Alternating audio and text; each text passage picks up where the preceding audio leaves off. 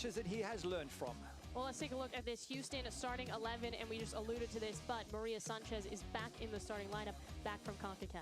Yeah, 5 changes for the new coach. Obviously not happy with the last result, so in comes Lindsay Harris. That's because Jane Campbell has COVID. The others are changes. Ryan Garrison, Elizabeth Eddy, you mentioned, Maria Sanchez, you mentioned, Shea Groom. Out goes Ashley, Haley Hansen, Vazali, and Anderson.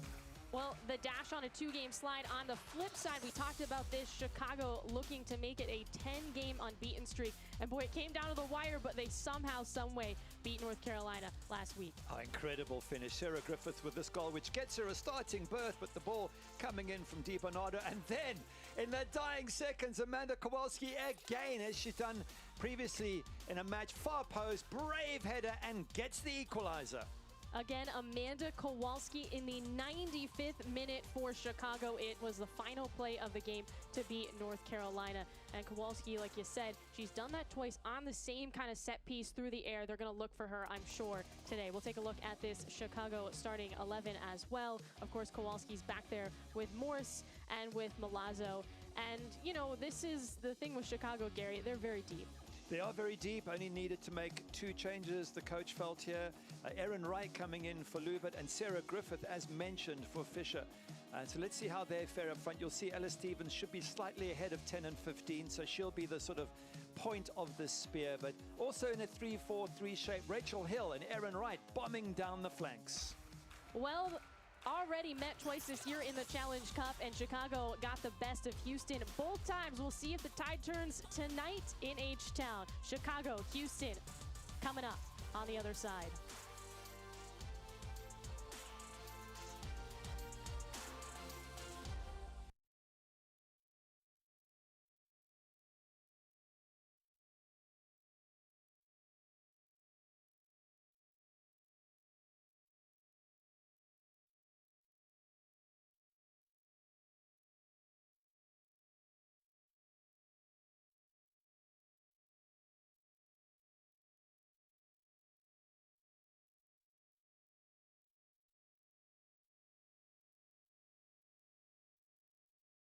Most recently lost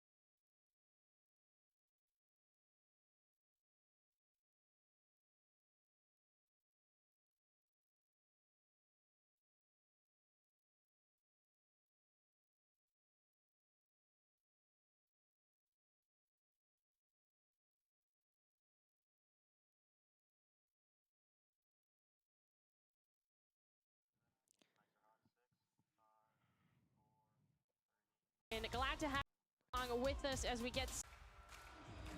Welcome to PNC Stadium alongside former Manchester United keeper Gary Bailey. I'm Morris Sheridan. Glad to have you along with us as we get set for kick. Houston Dash, Chicago Red Stars. You see the referee today, Samantha Martinez, will lead things off from H-Town, of course, in the classic orange. That's the Dash, and Chicago in white on the road. Shea Groom back in the starting lineup for Houston. It's a team that most recently lost to Orlando 1-0. They've made some changes, lots of them in their starting lineup to try to combat the 2-game slide.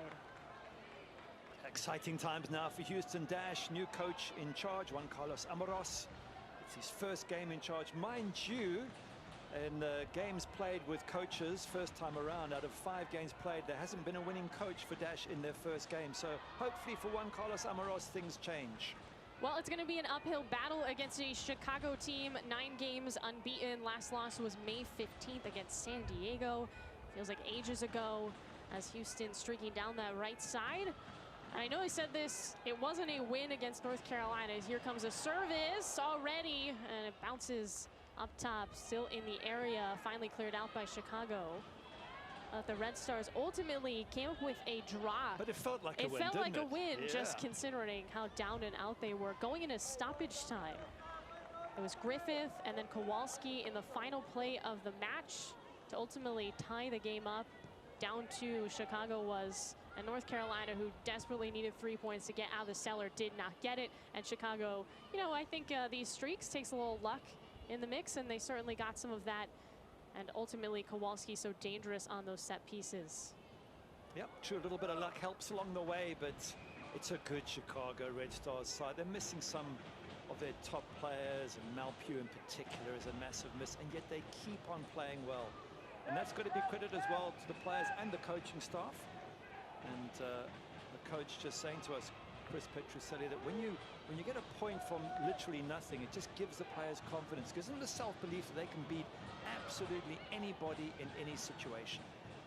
Stevens unsuccessful on her pass. Ella Stevens, of course, 3 goals with Chicago. Didn't have a shot the other day against North Carolina, and they'd like to change that as we get an offside call against Chicago.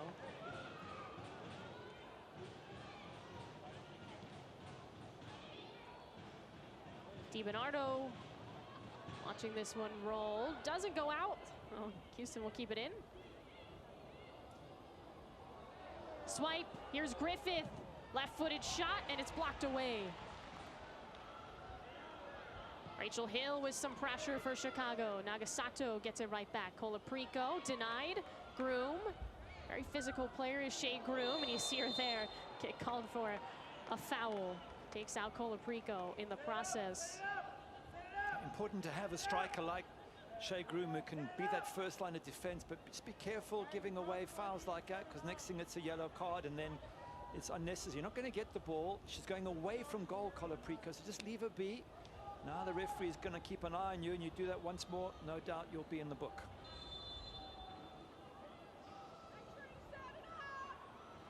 Colaprico through the air, trending, towards the back post. Milazzo off her body and out of play. Colaprico was the one to get things started on the set piece that ultimately tied the game against North Carolina for Chicago. Yeah, lovely corner to the far post for Amanda Kowalski. Once again to climb high and bravely puts her head where it hurts. Gets the equalizer, as she did against Kansas City. Identical goal, far post in the corner. So I'm assuming that new coach Juan Carlos Amoros and his coaching team have said, guys, if there's going to be a corner, make sure you stick with Amanda Kowalski at the far post. Just saying. Well, Kowalski's just a rookie too, part of a very young backline for Chicago that's been very successful. Sees Zoe Morris backtracking, sends it off to Milazzo. The 3 of them, nobody can rent a car, of all of them, all under 25 years old. Morris, Milazzo, Kowalski. Kowalski's just a rookie.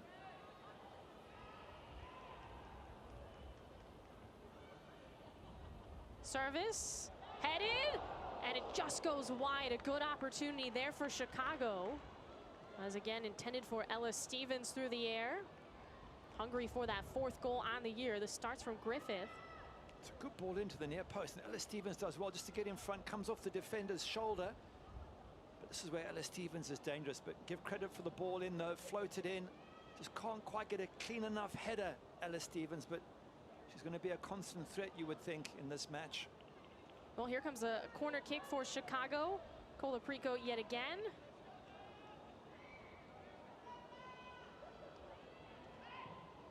Through the air. A chance, no shot put on by Chicago as Kowalski calling for a foul. I don't think there was enough there. I mean, Kowalski seemed to go down a little bit slowly and couldn't see a pull or anything that could specifically be a penalty. Well, here's a chance for Houston going the other way. Pass behind, nothing much there for the dash. There weren't enough bodies in the box, were there? Voy a poner un precio tan alto a tu cabeza que no podrás moverte sin que te la reviente. Decir cosas como esa hace que suenes poco de fiar.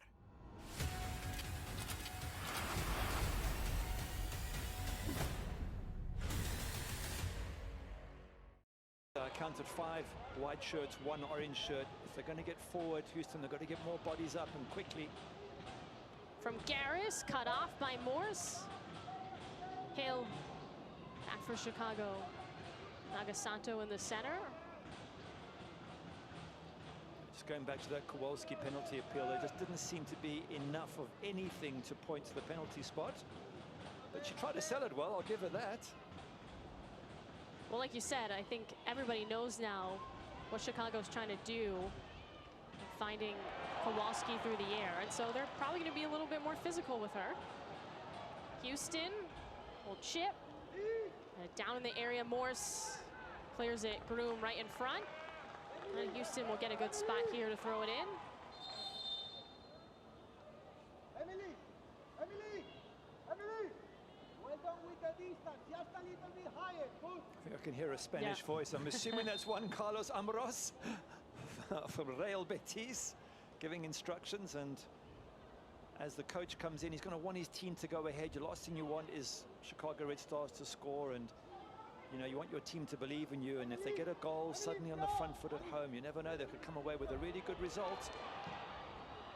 Cross denied, however, it's a corner for Houston.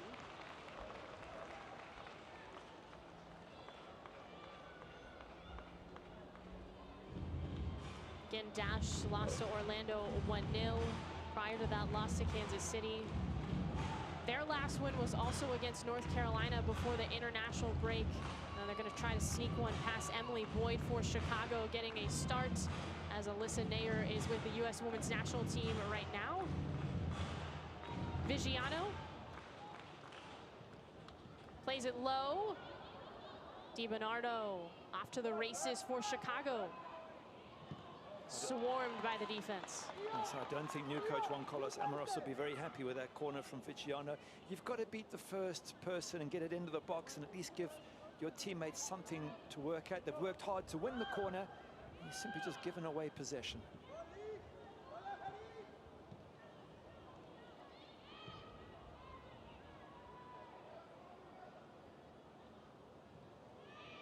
Nagasato again facing some pressure. Turnover. Houston goes to work. It's Vigiano. Puts it in front, swiped, and out of play. Now, this is how Houston beat North Carolina, was just the constant pressure. One that came 4-3. It's an offensive explosion from both sides. And again, that's the last win for Houston. From Eddie, all the way over everyone's head, off to Sanchez on the right side. Sanchez, corner coming. Good pressure from Houston Dash at home. Nice positive start under the new manager, Juan Carlos Amoros. Elizabeth Eddy from the one side, bombing the ball in. And of course, you've got the dangerous Maria Sanchez on the other side of the pitch at this moment. So pressure coming up here for Emily Boyd. Sanchez. Header over the crossbar. Looks like that deflected off a Chicago player. And so it will actually be Houston yet again. We'll take another look at this. Went off of Morse. Yeah, Morse just doing enough to stop the ball from heading towards goal. Round 2 for Sanchez, back after a stint with Mexico. CONCACAF. Curling up, punched out by Boyd. Bodies down, and we got a foul on Houston. Yeah, goalkeeper doing well there, Emily Boyd, under lots of pressure to get a punch to that and get it away from danger. Just talking about Maria Sanchez, not the best of times with Mexico. 3 games, 3 losses, and Coach Juan Carlos Amoros saying he wants his international players to be successful, to come back with confidence and self-belief. So much as he's happy to get her back, he would rather that her country had been a bit more successful, but it is what it is. Well, he has lost a good chunk of his players because they're on Team Canada, and they'll play in the final against the U.S. Women's National Team, and Mal Pugh and Alyssa Nair from Chicago. That's on Monday. Rachel Daly missing as well in the Euros. Well, that's a huge loss. Yeah. Pressure. Groom gets a turnover in the area, a shot and a goal. Houston's on the board first. It's Ebony Salmon with her first goal in a Houston Dash uniform. Fantastic pressure from Houston Dash. They put that pressure on Emily Boyd. They cut the ball out as she was trying to play it short across the box, and then got it back to Ebony Salmon, and she managed to get it on target. But question marks here as to whether Emily Boyd needed to play this short into trouble. You've got 2 defenders both being closely watched. Great interception there Look at the way Salmon just backs off and then turns and hits it. Nearly cleared off the line by Chicago Red Stars. But in the end, fantastic pressure from Houston Dash. And it gives new coach Juan Carlos Amoros a great start at home. Salmon, of course, was traded during that international break from Racing Louisville. Had 6 goals last season in Louisville, was the leading scorer. Just wasn't getting as much playing time this year. Was traded to Houston, and now in her 3rd game with the Dash, gets a finish. It just all comes from high pressure, hard work, making it difficult for the Red Stars. They took a risk, I felt an unnecessary risk, and they got punished for it. Now let's see if they can get themselves back on level terms. Colaprico, another set piece coming. Nothing there. DiBernardo. Now Hill off to the wing. Service in. And a nice grab by Lindsay Harris. A good grab by the goalkeeper. She needed that. Hasn't played much. In fact, she's been there 3 seasons, only 8 appearances. So if your first touch is a good one, come for a cross, make a decision, and comfortably caught it. And that's going to build her confidence for the rest of the match. Well, Harris did play in the Challenge Cup. Just 1 game on the 24th of April. A win against Racing Louisville. So she'll get the start today. Again, Jane Campbell under COVID protocols for Houston. She started every game this regular season for the Dash. It's just her and Naughton going into this one that have played every single minute, Campbell and Naughton. And now it's just Naughton today. Of course, crucial part of this Houston team is Katie Naughton at center back.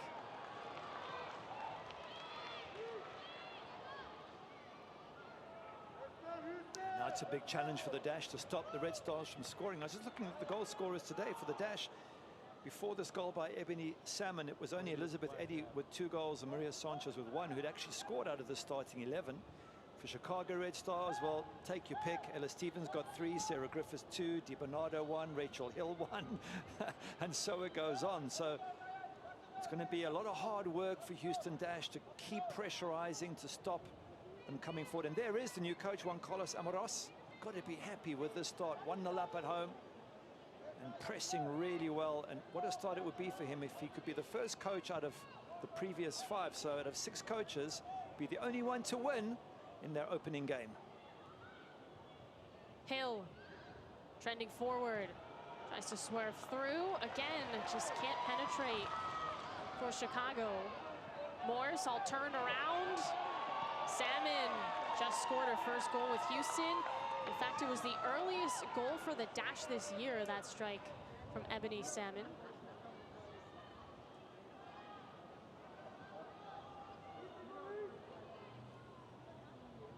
And in fact, talking about coach Juan Carlos Amoros, we did ask Chris Petroselli, the Chicago head coach, what he felt about taking on the Dash, and he said, well, whenever a team gets a new coach, there's always a bounce effect. They're always up and on their toes and excited about the coach. He said he brings perhaps new systems, new ways of playing. So it's a little bit of unknown territory, and you almost sense that in this match, that Red Stars are struggling to get control of it.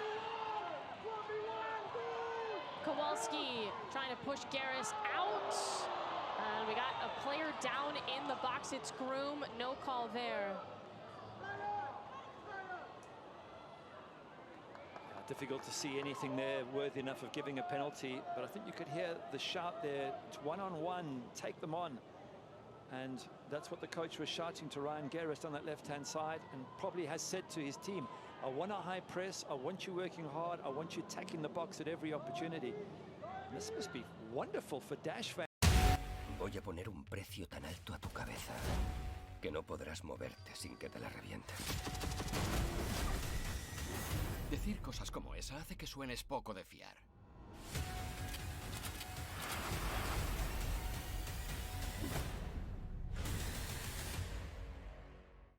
Fans to see this, because they certainly haven't played as well as this, or as positively as this in most of their games. Well, here comes Garris again, Chicago native. Turned around, defense collapses. Again, here comes a set piece for Houston.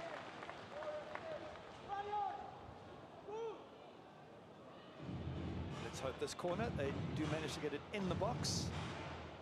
To give some of the bigger players a chance to get on the end of something. Shea Groom and Ebony Salmon would really appreciate some good service from this corner.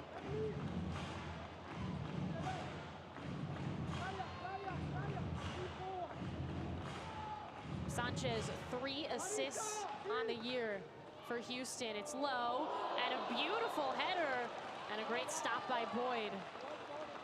That was redirected pretty well from Houston. Yeah, probably just going wide of the post, but sometimes as a keeper you can't take that risk, not 100% sure. Yeah, it did look like it was going wide. Another try. Groom still not landing, finally does. A rip from distance, and it's way off.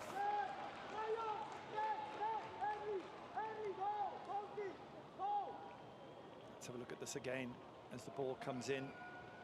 Keeper just makes that save, and again you're not 100% sure, so you don't want to take a risk. You're going to look a real idiot if you leave it and it goes in the back of the net. So the goalkeeping rule is if you're not sure, just get a hand to it, and that's exactly what Emily Boyd does.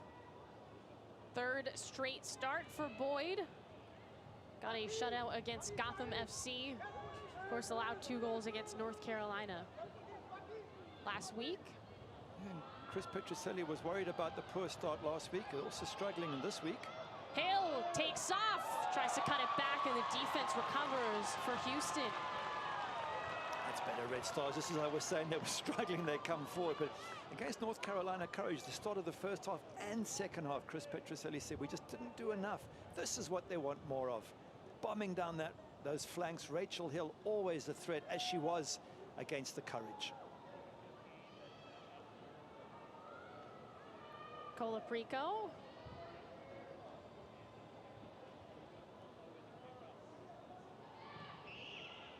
Another chance. Skirts by everybody. Milazzo tracks it down outside the box, and she'll reset here for the Red Stars. From Morse. Colaprico off the bounce on that right side. Nagasato hanging up there. Milazzo.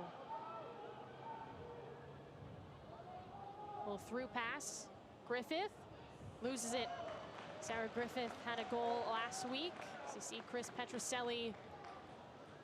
The only thing is, 9 games unbeaten, a bit of a target on your back too. Now, you know, if you're a team like Houston, you want to end that really desperate. So Petroselli, you know, he's been honest about the fact that, you know, they've lost some players like Pugh and Nair, and have been trying to kind of plug in different players to replace them and see how, if they can get production from, you know, different places. And I think definitely feels like Griffith, after last week's performance, earned this start. Wonderful goal she scored to get them back in the match. And you're right, there's always a target on your back when you put a good undefeated run together and you're right near the top of the table. But if you're a decent side, you cope with that pressure and you bounce back, as they did last week. Stevens, Hill through contact. Griffith, Colaprico from deep, and Harris says no. Straight at Harris in the end. Decent effort, but no problem for the goalkeeper. And that's another good touch. Once again, every time she makes a decent save, her confidence goes up a notch. Well, the Red Stars right back at it. Stevens tries to split the D. Prysock, Garris. Salmon aggressive.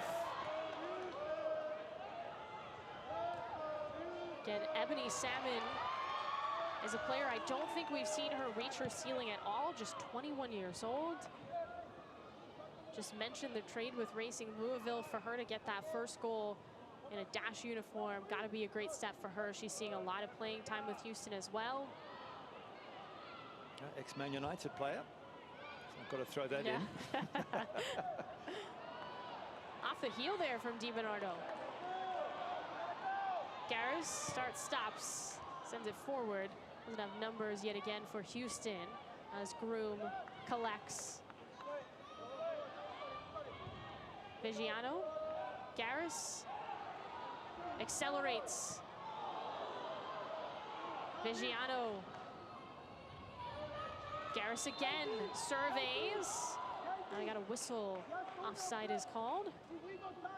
Garris looking a real threat down that left-hand side. I wasn't quite sure where she would play. I thought maybe they would start her on the right, but they've chosen the left, and she's bombing down that wing. She's got pace, and the coach is shouting, go on, take them on one-on-one, so she's got license to attack, and she's really got Chicago Red Stars defenders backpedaling. Look at this high press again.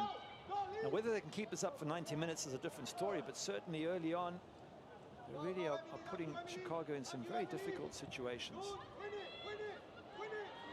You can hear the shouts of win it, win it, win it. Well, it would explain, too, for Houston, now they have depth, and so they're going to try this press a little bit. They've got some players back, and they've opted to put players like Joelle Anderson and Vazali and Hansen on the bench today. I'm sure we'll see them at some point. And now they have that luxury. And also they're used to the heat a bit more at home. A lot of teams struggle in Houston. They know how to cope with this heat, and the coach knows that as well. So maybe he feels that if they really work super hard first half and get ahead, which they've done, and control the game, which they've threatened on many an occasion, then second half you can make the substitutes, and those players who are very fit can manage their minutes towards the end and manage their energy in this heat. So it does make sense what the coach is doing. You want that early goal, you want the confidence to rise, you want the players to believe in the new coach, and certainly that's the way it looks already. Well, you can see how it would fit in well with the way that Nichelle Prince plays and Daly plays and Abam plays as well, all on international duty right now, and with Salmon in the mix. It's just very exciting time for Houston as Groom lunging forward, can't collect. Colaprico. It is an exciting time for all these fringe players. Yes, there's a whole bunch of superstars away at the moment, but for Sarah Griffith and Ella Stevens, a chance to show what they can do, and Shea Groom, you mentioned, Ebony Salmon, a chance for them to maybe play into a regular starting berth for these sides. This is their moment. This is what they've been waiting for, and now that it's here, we wish them well, because when you're a fringe player, it's very demoralizing getting a few minutes here and there. Now they're getting full games and a real chance to shine. Well, Elizabeth Eddy is back after missing a couple of games for Houston, and just showing that energy is Eddy. Again, 2 goals, a brace against North Carolina a couple of games ago. It's ultimately really that drive in 10 minutes where North Carolina just completely broke down, and Houston scored 3 goals in 10 minutes, won them that game. Garris, leading pass, Salmon takes off, Morse gets there first.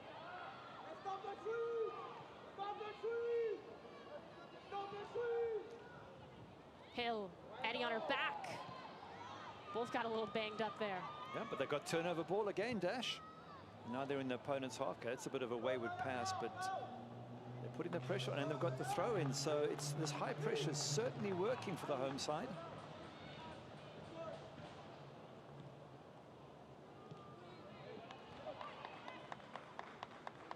And again, as North Carolina learned last week, there is no comfortable lead against Chicago. So Houston would like to get another one, I'm sure. Chicago just has the 1 loss this year. Only Portland is in the same boat. So those are the only 2 teams with just 1 loss.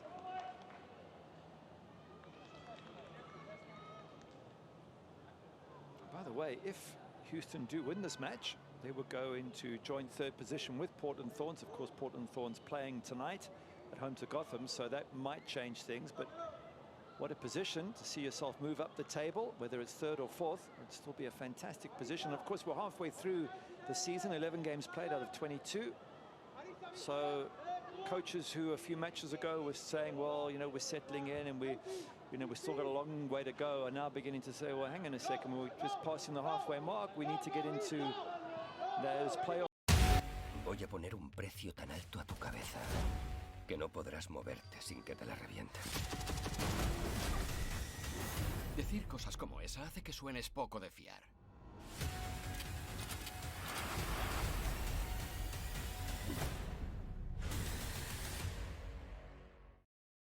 positions, and the sooner the better. And this is the first year in the NWSL where things are really even in terms of everybody's going to play each other twice in the regular season. And so that makes things easy, and no one can really complain. Yeah, 100%. Once home, once away, that's the fairest way to do it.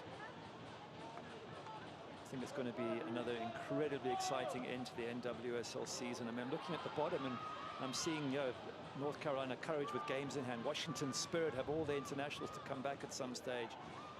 Gotham still haven't got going yet. So Racing Louisville. So, and can San Diego and Angel City keep it going?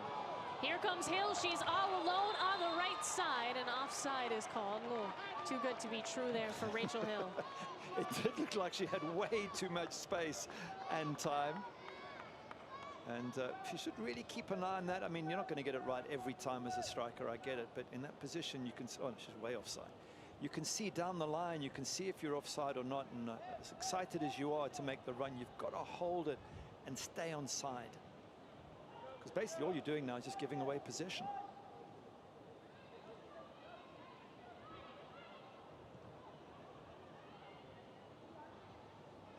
Harris.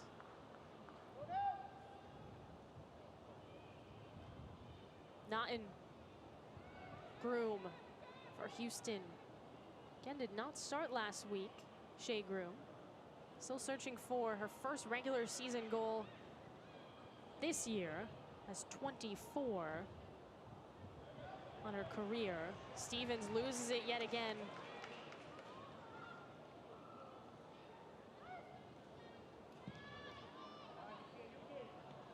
Kowalski. Nagasato. By the way, what makes Kowalski's, strong finishes so special is that she's from just outside of Chicago as well. In Arlington Heights, as we got a foul against Milazzo, and so Sanchez will get a good spot. Yeah, Milazzo with a poor first touch, and then she struggled to get back to the ball, ended up giving away the foul. And that's just a little moment's lack of concentration from a player who generally is so dependable, Tatum Milazzo. Yeah, we were talking about Katie Naughton playing every minute. Well, Milazzo has as well, and so is Zoe Morse for Chicago. A team that has struggled injury-wise in terms of their back line. Those two have been steady forces. Here's a cross, and read well by Boyd. A little bit close to the goalkeeper, but difficult to get it in when you're that close to the touchline. You've got to try and pull it back. Not easy to do, but yeah, those centre backs, Kayla Sharples, Tiona Davidson, terrible injuries, especially to Kayla Sharples with the ACL tear, and those are two quality players. And immediately Amanda Kowalski came in, Zoe Morse moved centre. Salmon going for the brace. Naughton. Just to conclude that thought, Zoe Morse moved to the centre from wide, and she's been brilliant in the middle. Tatum Milazzo on the left, Kowalski coming in at right, doing well defensively and scoring 2 goals as well.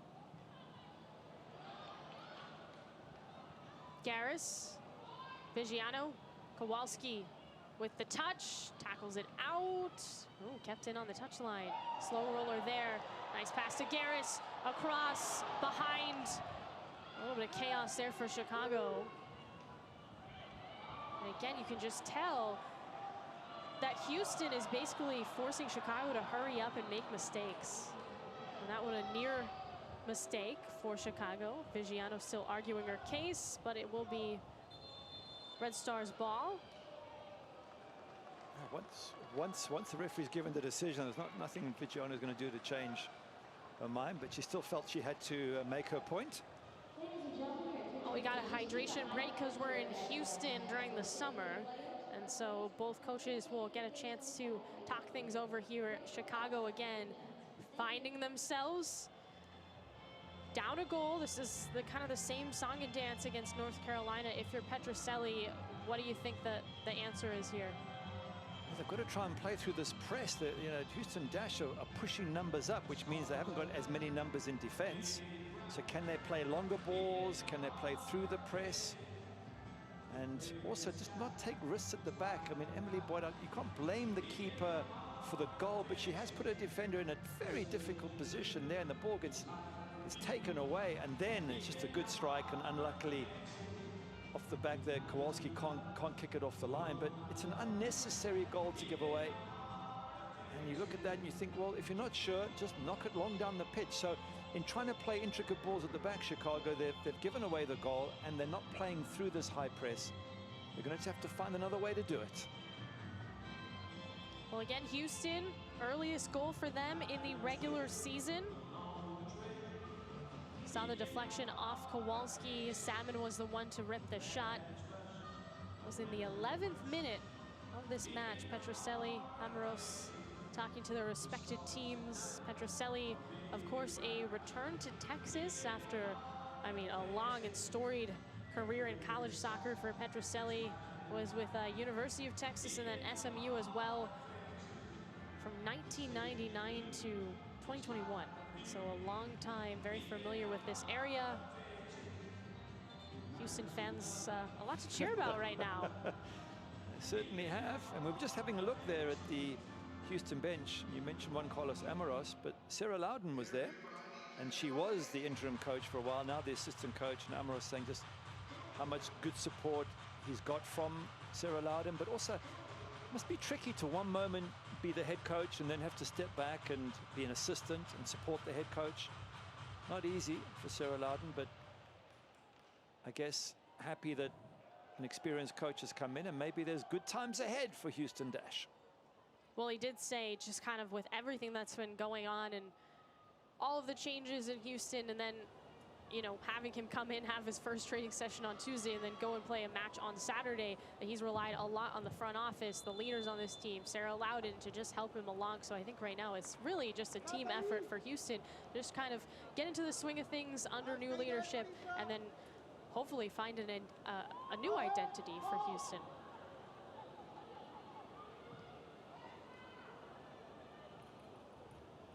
Groom. Prysock.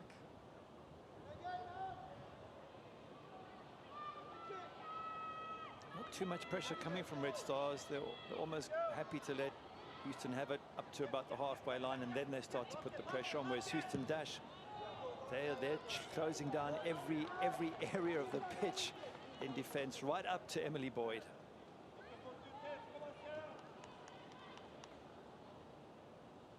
Kowalski. But if you're Chicago, I mean, and that's happening, there's got to be a way to break that down and use that to your advantage as well, right? Yeah, playing long balls is the simplest way to do it. And Ella Stevens has then got to win those balls and knock them down. But they tried it at the very start there. Emily Boyd, just after the hydration break, kicked a long ball, and it was won by Houston Dash. So and it works only if your strikers can win some of those long balls and you can pick up the knockdowns.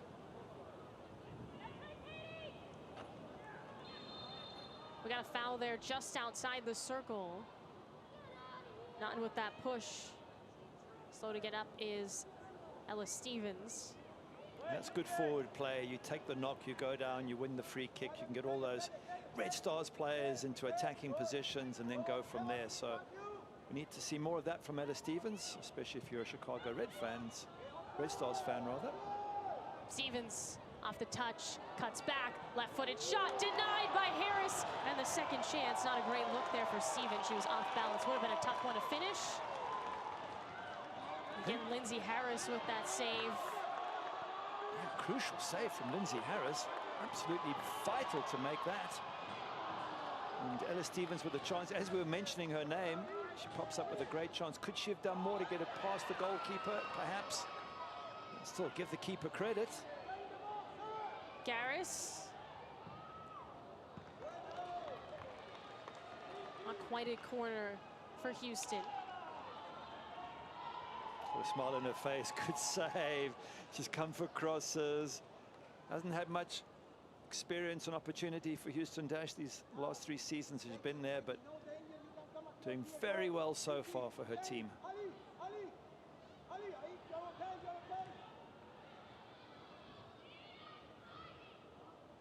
DiBernardo.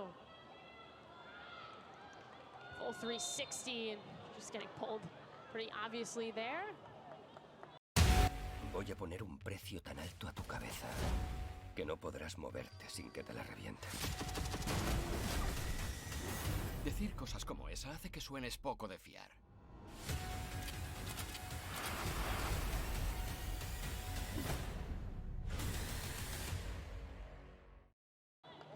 Foul on Eddie. You do sense that the likes of Elizabeth Eddy, Ryan Garris have all come in with positive energy. They've been attacking, closing down. Again, just look at the effort they're putting in, Houston Dash.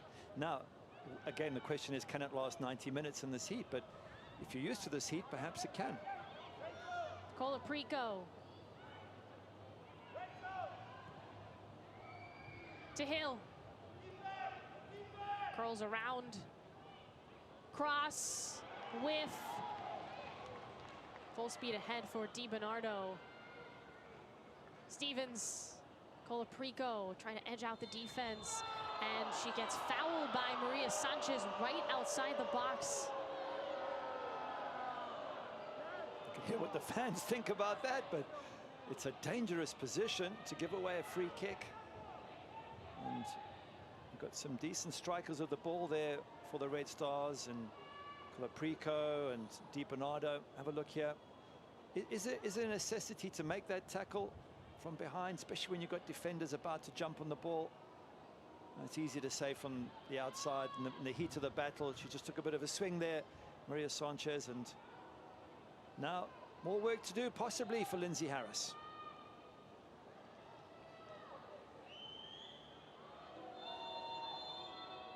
And Colaprico. This one over the crossbar. Griffith with that shot.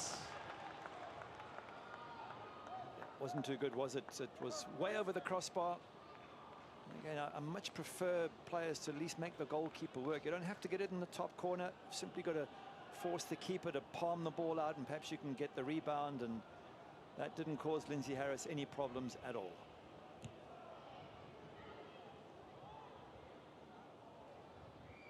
Harris.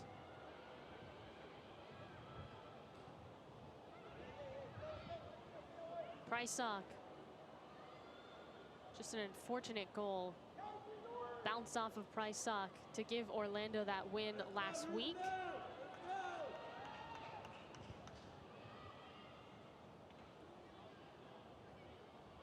Morse.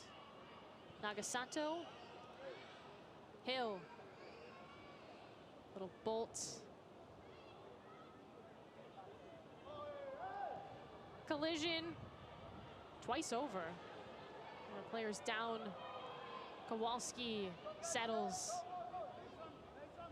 DiBernardo. This is better from Chicago. They're just dominating possession now. They're keeping control. As I say, that they give the ball away. But they've just looked a little bit more on the front foot, creating more problems, putting a slightly higher pressure. You can see now it's not on the halfway line anymore. It's sort of halfway into Houston Dash's territory. So you just get the sense that maybe that's what the coach Chris Petroselli has said is, you need to attack, you need to get on the front foot, you need to put some effort in here closing down. And if you blow a gasket and it's too hot for you, well, we can always bring somebody else on.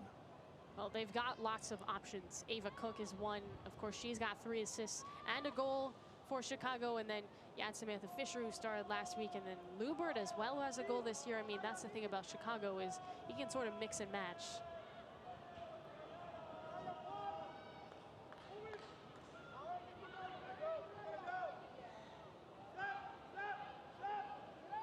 Stevens comes all the way up against Harris, trying to force a turnover.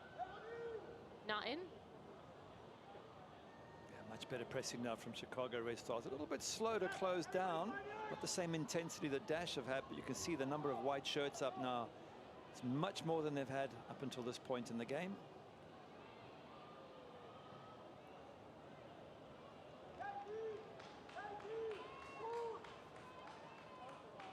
When these two teams met in the Challenge Cup, Malpew scored a combined 4 goals in 2 matches, again to lead Chicago to 2 victories.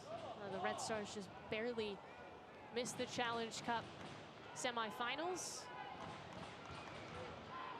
Well, you are talking about Mal Pugh, Right. in my opinion, one of the best players in the world at the moment.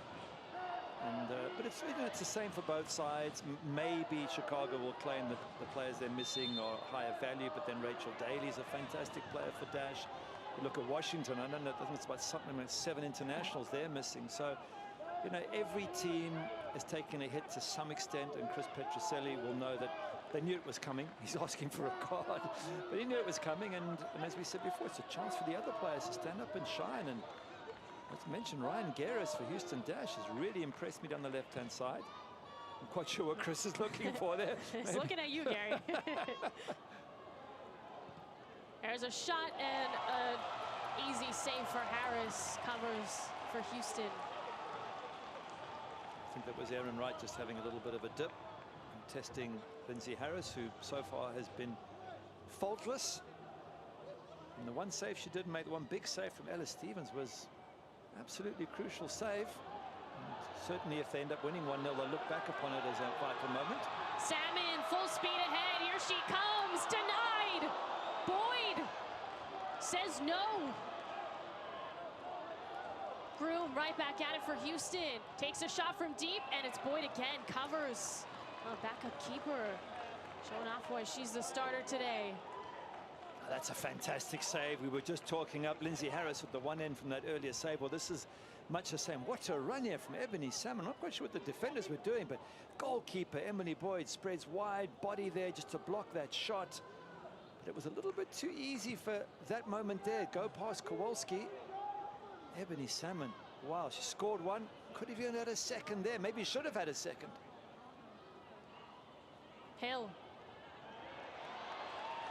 Swiped away by Eddie.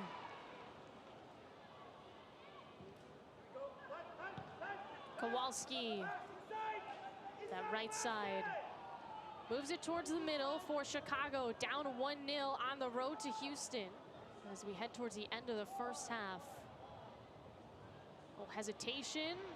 And a corner is on the way for Chicago. Just checking expected goals for the home side, 0.31. For Chicago Red Stars, 0.77. So it seems to suggest that the Red Stars have had twice as many decent chances as the Dash. But the Dash have taken one of theirs, and that's the difference that counts.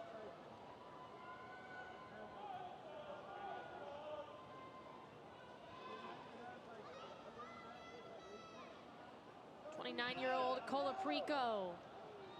Harris got a piece of that one.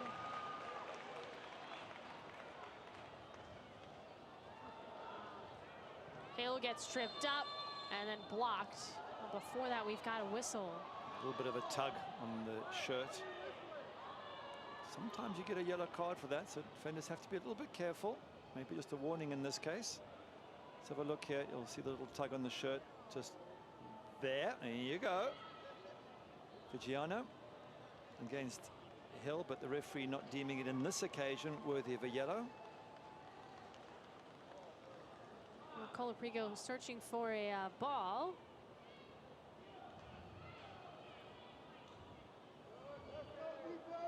Praised by Petroselli as the unsung hero of this team, Colaprico.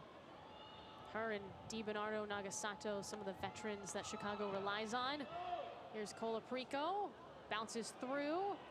Griffith. Nothing much. We'll try again. And Harris off the roll. Good defending from Dash. Not easy, those balls flying into the box, and in the end they managed to deal with it. Lindsay Harris just quite happy as we come up to halftime, just to slow everything down, push everybody up, maybe try and boot it long. It's been a good first half for Houston Dash.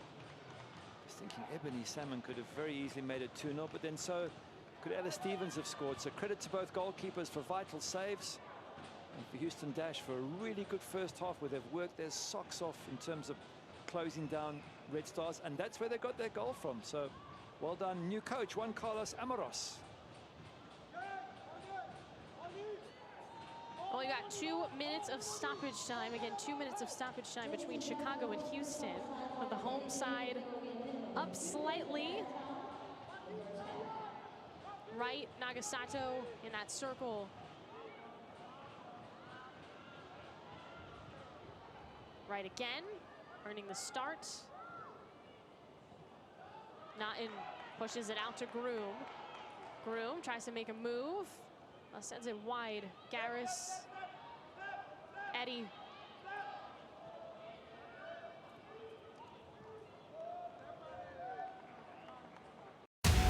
Voy a poner un precio tan alto a tu cabeza que no podrás moverte sin que te la reviente.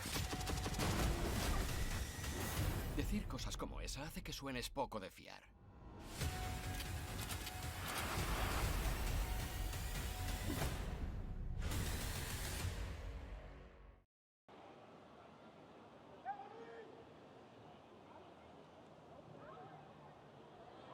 Salmon, we've seen her speed before. Here she comes. Ebony Salmon puts it in. A brace for Salmon.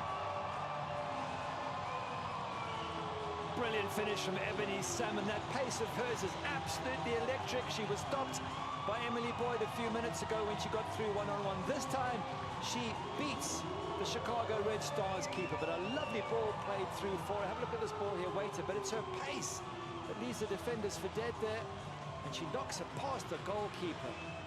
What wonderful pace, and the coach must be looking at her and thinking, wow, if you can waltz past Tatum Milazzo that easily, then you've got to have every chance of being a regular starter in my team. And now they're 2-0 up just before halftime. Well, hello, Houston. Ebony Salmon is in town. That's a stoppage time finish for her. She's got the 2 strikes today for the Houston Dash. And boy, maybe a star-making performance from Salmon. We already knew that she could score again with Racing Louisville, but let loose a little bit here with Houston. Took a couple of games, and yeah, like you said, if you got that speed, you are going to be very dangerous. Chicago just looking to get on the board here. Griffith tries to make something happen, and Hill almost taps it in. Yeah, you're right. The shot was just slightly off target, but 2 players coming in at the far post nearly got on the end of it. And that's better from Chicago Red Stars. That's what we expect. Griffith's doing well on that left-hand side. Lovely little ball played in for her. But look at the 2 at the far post, Hill and DiBernardo. And they're both running in, but neither can get on the end of it. Well, that's the whistle for the end of the half. And Houston has to be happy. They've got Ebony Salmon. Her last goal was magical. Houston's up 2-0 against Chicago. In a great spot, Gary. Yeah, fantastic 45 minutes for new coach Juan Carlos Amorossi. Couldn't have asked for more hard work, goals, and a clean sheet. Well, Salmon welcomes herself to Houston, puts her team up 2-0, a brace for Ebony Salmon, and the Dash lead the Red Stars at halftime. We'll be back for highlights and a recap of the NWSL weekend after this.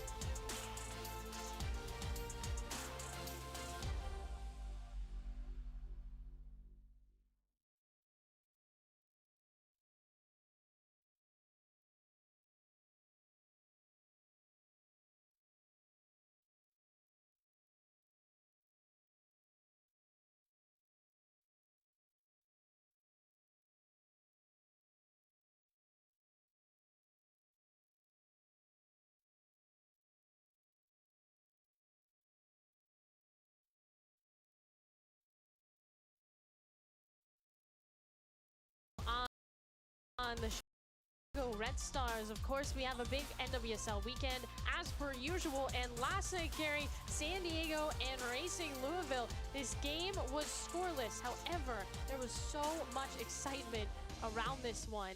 I mean, really just a kind of crazy game. Considering the score, you would not think this was as good of a game as it was, as you see Ali and the keepers just playing so well yesterday.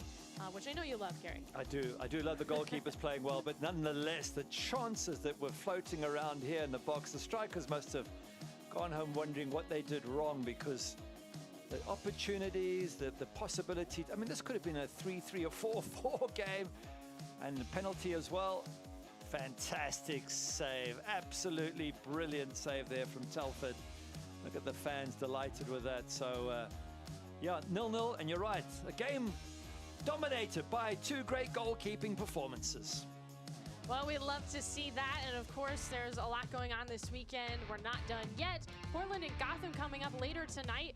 10:30 Eastern time. And Portland's been playing really well. Of course, they're missing some players, but Gotham got a win last week. Taylor Smith is now on the team, and she looked fantastic. Here's that goal, actually, from Smith, the game winner against Racing Louisville a week ago. Yeah, she did so well in that match and deserved that goal at the end. And yeah, Portland Thorns looking good, but Gotham growing in ability. And this is a big one for Washington. Absolutely. Big one for us because we're doing it. Washington, Orlando tomorrow. And, you know, this is a must-win game for, like you said, both teams. Washington has gone so long without a victory since the very beginning of the year, and so they want to turn it around here. And then this is a finale, OL Reign, Kansas City. These are two sides that, you know, I think this is going to be a fun one. Don't meet up too much, but we should, you know, I don't really know who's going to win this one, actually, Gary. Well, Kansas City just sitting outside the playoff places, so for them, absolutely crucial. And if they win, they would go above OL Reign. Yeah, so for Kansas City and OL Reign, that's a big one. Of course, Houston and Chicago in a crucial game right now for Houston. They wanted to come out strong, and they did. We'll see how the second half plays out. We'll have highlights after this.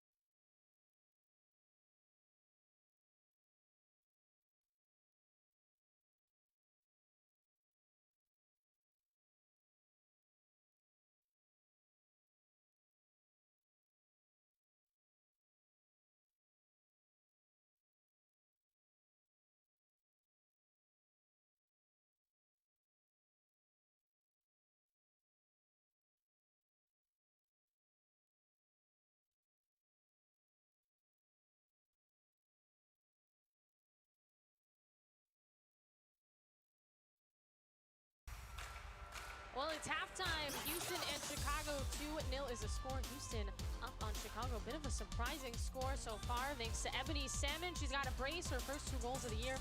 You're welcome to a new team, Ebony Salmon. Let's take a look at the highlights from this one.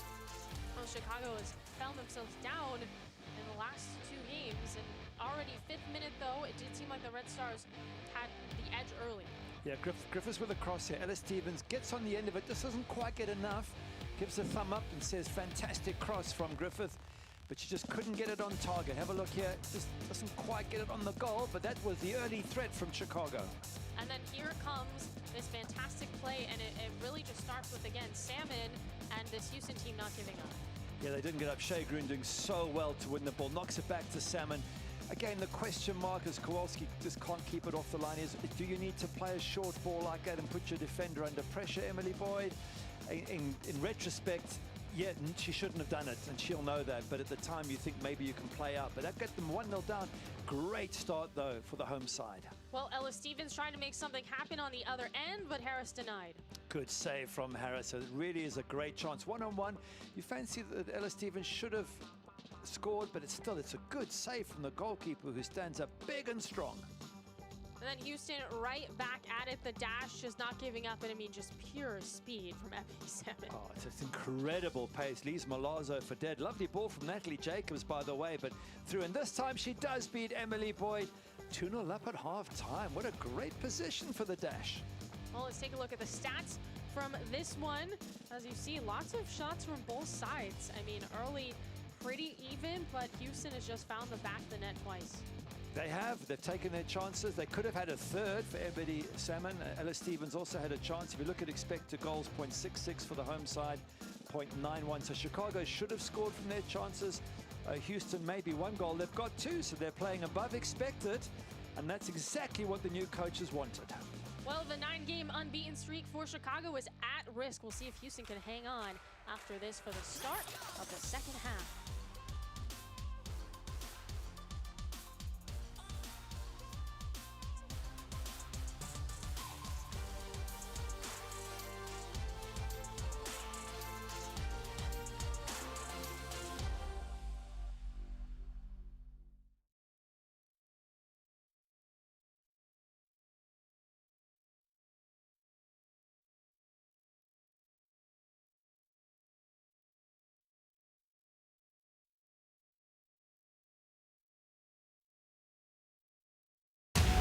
Voy a poner un precio tan alto a tu cabeza que no podrás moverte sin que te la revientes. Decir cosas como esa hace que suenes poco de fiar.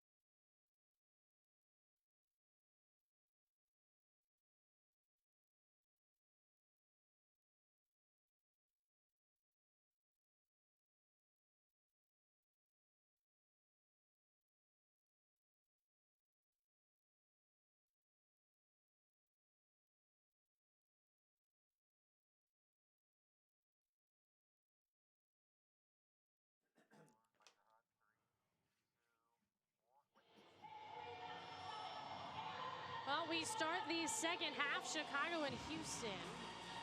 PNC Stadium alongside Gary Bailey. I'm Maura Sheridan, and Ebony Salmon has introduced herself in quite the fashion to Houston fans. Again, just her third game with the team. It's never easy to come in mid-season on a trade, and well, she's acclimated very, very well with a brace, first one of her career. And Chicago finds themselves down 2 goals for the first time this season at halftime. Of course, they were down 2 goals last week and came all the way back in stoppage time, but what are the odds that happens again? Well, it gets more and more difficult. You can't keep doing it, and I'm sure Chris Petroselli is well aware of that. And especially when you're away from home in a warm, very hot environment. The home side's got a new coach, so a lot of things against you, and now you're 2-0 down. And what's more, Ebony Salmon is running right against your back three. She just waltzed past Morse, Milazzo, and Kowalski.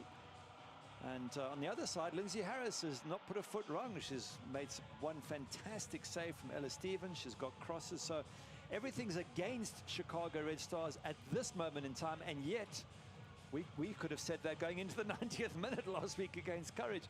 And they still dug out a result. So never write off the Chicago Red Stars side, but it's a mountain to climb. Well, again, you see the referee today, Samantha Martinez, as we get ready for the second half.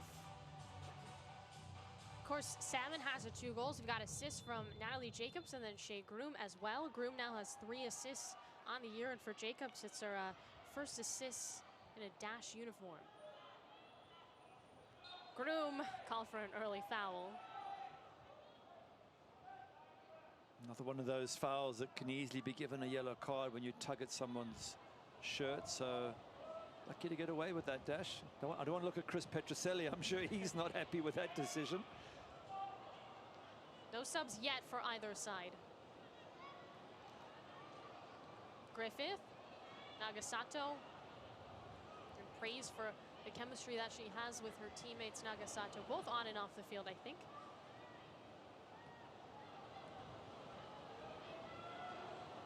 Colaprico. Milazzo comes up. Across, floats through, and Harris. Ooh, that was a dangerous play as Harris is slow to get up there. Undercut. That's one of those teasing crosses in that both striker and goalkeeper feel they can go for. Harris takes one up, but gets up. And she has done so well in this match. Milazzo just floating it up. I think it's Ella Stevens who comes in there, and they're both going for the ball. Yeah. And I don't think Stevens was aiming to get the goalkeeper. She had her eyes on the ball initially, then she closed her eyes as she was about to get hit. But maybe that's what Chris Petroselli said. Get more balls in the box, get more physical, attack it. I want you on the front foot. I don't want you defending. Easier said than done, though, to do that for the entire second half. That might be Red Star's intention. DiBernardo starts, stops. Pushed out. Right. Griffith in a battle. And here comes a corner for Chicago. That's a good way to start the second half. As I mentioned earlier, Chris Petroselli telling us that the match against the Courage is they started both the first half and the second half slowly.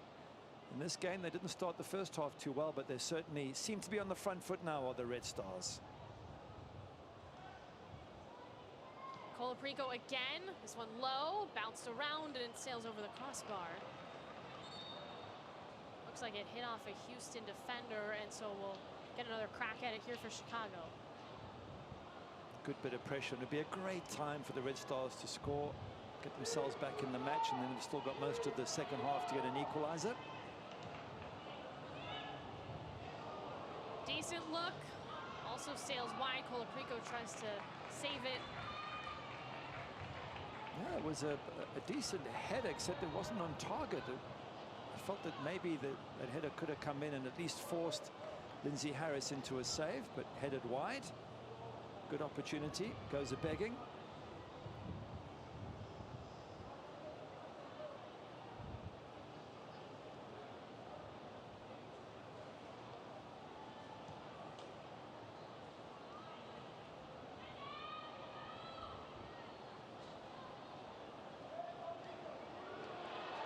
Houston. Garris picks up speed.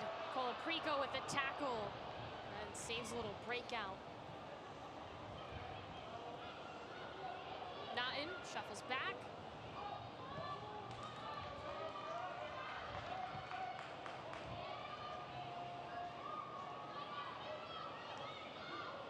Sanchez.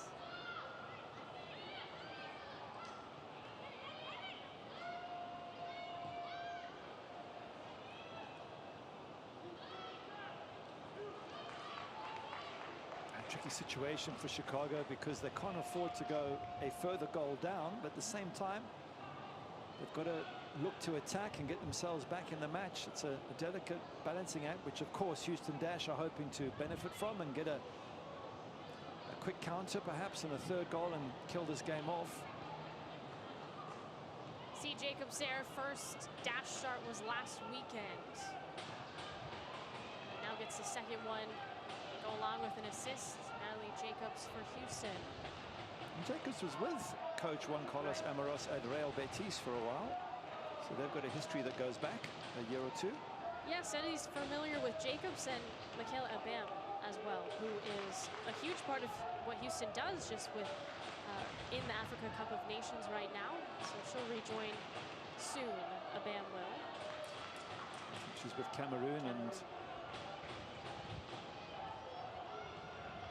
had to go head-to-head with her own teammate, Alozi, who's on Nigeria. Very tight game earlier this week, the Africa Cup of Nations.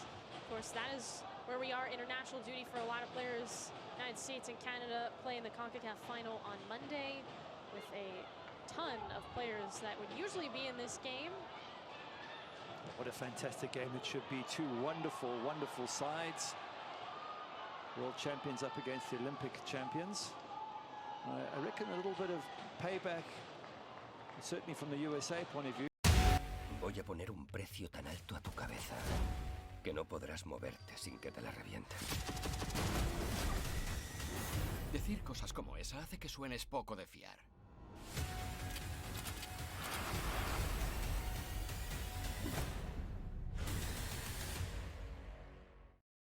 For losing to Canada in the Olympics. Canada does have a good team, of course, made up of a lot of Dash players: Alicia Chapman, Michelle Prince, Sophie Schmidt. Schmidt is one of those players that has been with Canada for so long, scored in 3 different decades. The Canadian national team now. Wow. Sinclair has also done that, who's on Portland. There's great players both sides. You look at that attack for the USA. Mal Pugh, of course, from Chicago Red Stars. Alex Morgan, Sophia Smith, Trinity Rodman. Just to name a few. I mean, wow, the talent. So the talent on both of these teams. Can't wait to watch that match. Monday night, yep. Monday night. Jacobs turns a corner. Pause a little bit. Plays it out. Groom, through the center, has some green here, Shea Groom does. Vigiano. Garris. Garris takes a shot and trying to tuck it in the corner. Boyd is there to cut it off. Nice good counter-attack there from Houston Dash, and that's probably how they're going to play out a lot of the second half. Slightly more defensive because they have the 2-goal lead, but looking to spring that counter-attack, especially with the likes of Ebony Salmon's pace. And as we've said, Ryan Garris out wide, really having an excellent game. Yeah, just a rookie at University of South Carolina. Like I said, she is from the Chicago area originally, so it's an important game for her, I'm sure.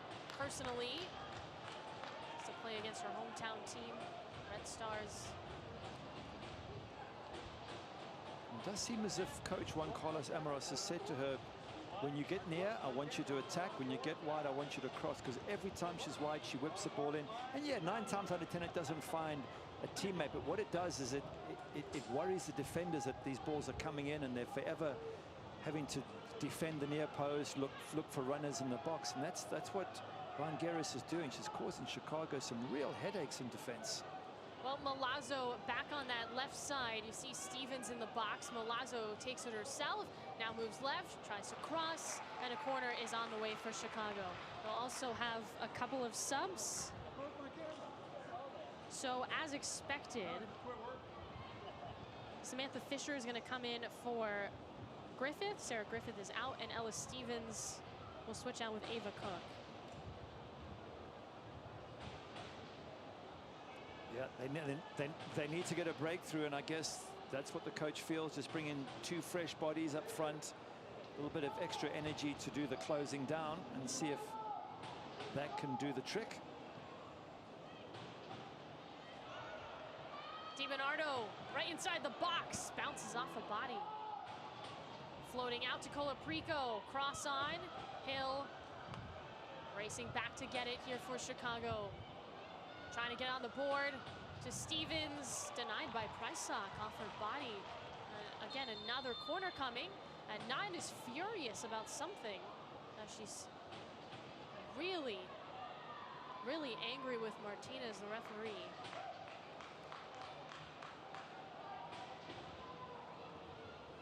Well, it was last game when Chicago made their changes that they really looked a different side. I wonder if these changes about to happen are going to have the same effect for the Red Stars.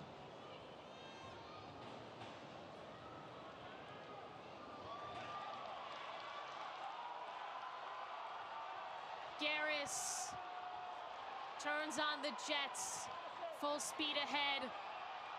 Here they come, Houston again!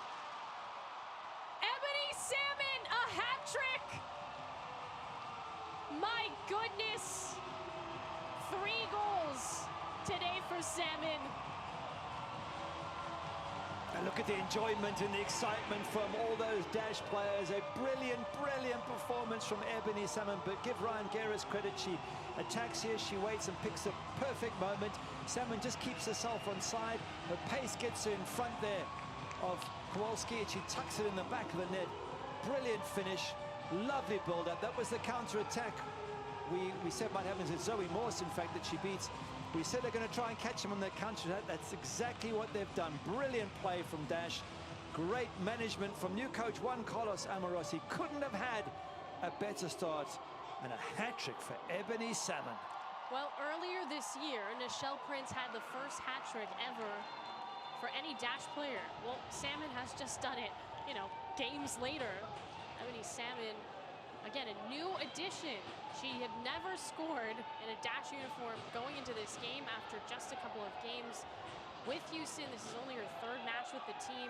She had not scored at all over the course of the Racing Louisville season, and she comes into this one, and again, you got to credit, like you said, those beautiful passes. She's had 3 different wonderful feeds, one from Broom, one from Jacobs, and now you see the one from Garris. And well, Houston's firing on all cylinders right now. They certainly are, and coach has got a bit of a decision to make when all the internationals are back. How do you not play Ebony Salmon with that pace and that finishing ability? Has she just written her ticket as a regular starter in this team? Now Chicago down 3-0. That should be a penalty, maybe just a hair outside the box on that foul. Very risky, wasn't it? So close. Yeah. They're actually asking her the question. She goes, no, no, outside the box. But it certainly was worth asking the question, though. So we did see one sub for Chicago. As you see, Erin Wright is pulled out and Sarah Lubert comes in. Hill's the one that just drew that foul. And really an inch, no, we'll say 6 inches outside the box here for Chicago. Again, Salmon is one of 3 players to have a hat trick this year. Alex Morgan, Nichelle Prince, and now Ebony Salmon for Houston.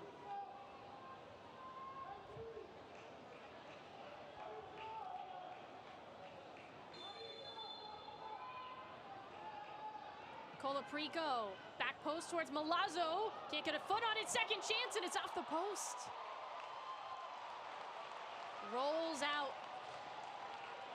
Oh, that's unlucky. Red Stars, they could have pulled one back now. Maybe they could still be a chance of them going away with at least a draw, but that post came straight out.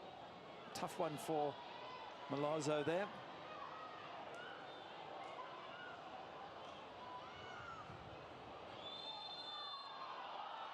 After lunging forward, we get a foul. Katie Naughton back arguing again. Ebony Salmon up there having a game of her life. Again, she had 6 goals last year with Racing Louisville. Now she has half that much in one single game for Houston.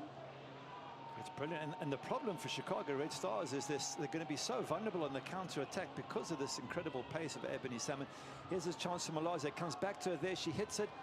Did it hit goalkeeper or post? Can't see which. But either way, chance goes. Chicago chipping it forward. No shot from Fisher. starts, stops, and we got a foul against Colaprico. Well, bodies have been falling everywhere the last couple of minutes as Chicago getting stuck in and just trying to get something to go their way. Just saying that was so unlucky for Malaza hitting that post, or the goalkeeper making a very good save. But at 3-0 down and the counter-attack always on.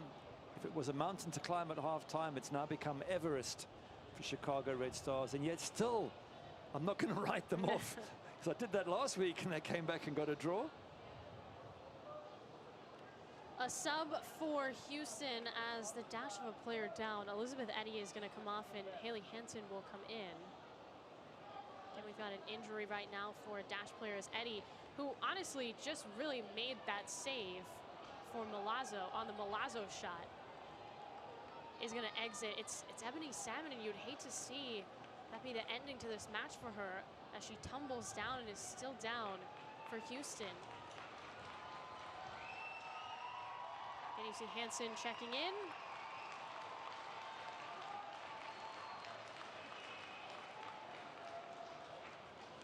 Hansen's been with a dash since 2018. Must have a goal in her NWSL career as Salmon limps off right now. And again, not a great sign for Houston. Not at all, not given how she has played in this match. And of course, with all the internationals still away, they can ill afford to lose her. But that aside, it's been more or less the perfect game so far for new coach Juan Carlos Amaros. If you'd have said to him before this match, you'll be 3-0 up against Chicago Red Stars, who he said is a very good side and they were going to have their hands full, well... Voy a poner un precio tan alto a tu cabeza que no podrás moverte sin que te la reviente. Decir cosas como esa hace que suenes poco de fiar.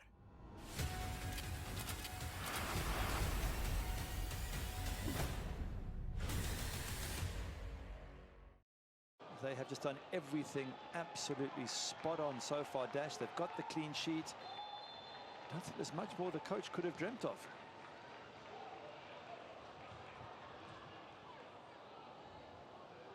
Groom, right back at it. Here's Garris on a chance. Saved by Boyd, and right in front, Morse plays with it, clears it out. Garris again, so good down that left-hand side. An absolute revelation in this game. Don't think Dash fans thought she was that good, but what a performance. Yeah, we're seeing some young players really showing their stuff. And again, that's a story of this time when all of these big names are on international duty. Who is going to step up?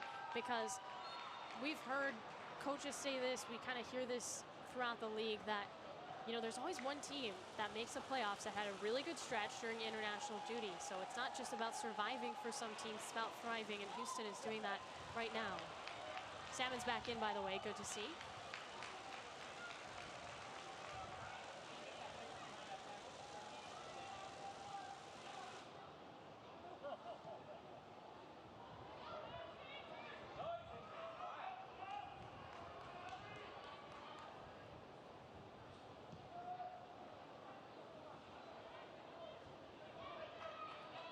Jacobs fighting for it.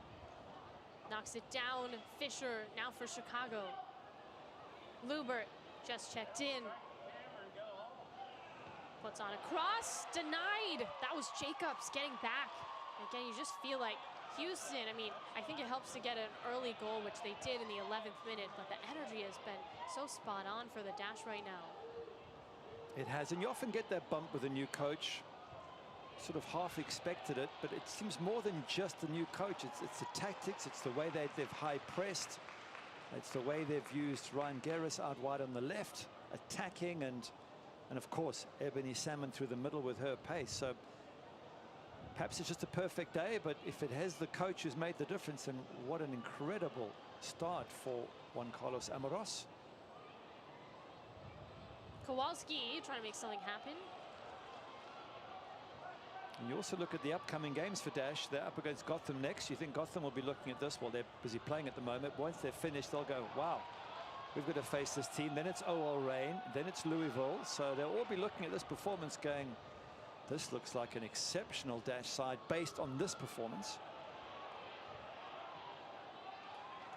Sanchez on the wing. Here's a service, and it curls over the crossbar. A little texture to it from Sanchez. Ambitious, but in the end, it wasn't too far away. A lovely curling shot. And is that her coming off? She seems to be walking towards the touchline. Maybe she saw that she was going to be subbed and thought she would try out in a blaze of glory with a top corner shot. We got another player down for Houston. It appears to be Garris. Again, remember, it's Houston, it's the summer, so it's hot. And appears to be some cramping going on. We'll get a pause. It's again the dash on a 2-game slide going into this match. Chicago unbeaten in 9 straight. Yeah, and even when you look at the record between the two sides, Red Stars have only lost 4 games out of 24. So they've always, or almost always had Dash's number. And this has certainly been turned around here tonight. Looks like Garris is holding on to her ankle right now. And stretched out a little bit.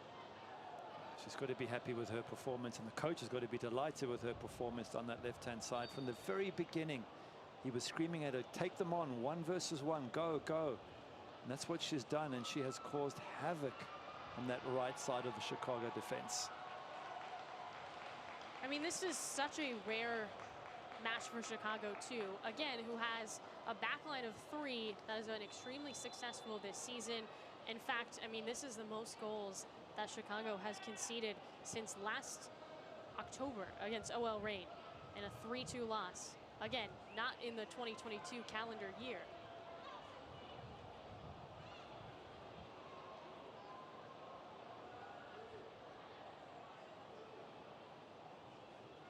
Nagasato. Sanchez. Or is it right back for Houston? Salmon. Will we see that speed again? Disrupted by Morse. Morse has had enough of that. Yep, that sort of pace. I'm sure that Juan Carlos Amaros is looking at that thinking, well, in future matches, we've got to play Ebony Salmon through the middle. We've got to look at counter-attacks with her pace and giving her service. But I don't think there's many defenders in this league who are going to keep up with her sprinting. Yeah, and again, with that, you rely on players that can dish it off to her, and it seems like that kind of opens things up for players like Groom and even for Sanchez, who we haven't seen get an assist yet, but that's her specialty.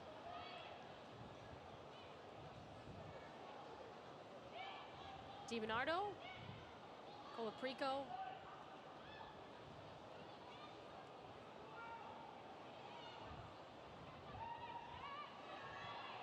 It's not happening for Chicago at the moment. Luber tries to poke it ahead. You know, and credit to the defense too for Houston, and it starts at the top. It just disrupted everything that Chicago's been trying to do. Nothing's been easy for the Red Stars today. Yeah, 100% correct. They've worked so hard, especially early on, and that's where they set the tempo and they set the problems up, and that's got them the opening goal. High pressure, jumping on a little short pass from Emily Boyd as that ball just goes over the top. And should Chicago Red Stars lose this match, I'm not saying they will, there is time to come back, but the odds are shortening every minute.